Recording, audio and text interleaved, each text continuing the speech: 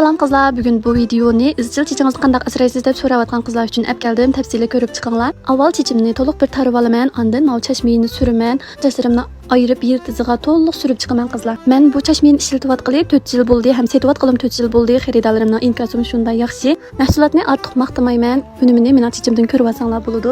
Sizning chechingiz burundan shunday yaxshi ekan degan qizlarga izohat berib qo'ysam, qo'l ilikimizda har qanday narsaning qadrini qilmasak, asrab avaylamsak, u qo'limizdan ketadi. Mayli sog'lomlik bo'lsin, yoki chiroy go'zalligi bo'lsin va yoki choch go'zalligi bo'lsin, hammasi o'xshash.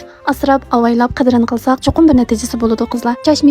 Chashning yildiziga to'liq birib bo'lgandan keyin ravurus ulaymiz qizlar. Ondan chechimizni tugilib 5 soat atrofida to'g'risanglar bo'ladi. Bu usulni hatto bir qitim vaqtinglar yetsa, 2 qitim qilib pasanglar, chechinglarda o'ylamagan o'zgarishlar bo'ladi qizlar.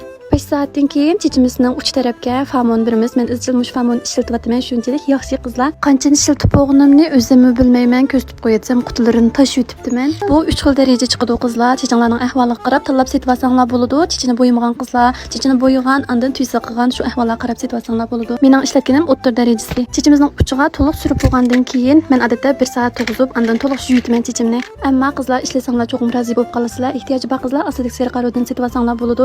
Chechmiga ehtiyoji bor qizlar nazuk 12, 15 ni qo'shib olsanglar bo'ladi yoki sizlar ayrimxona qoldirib qo'yinglar.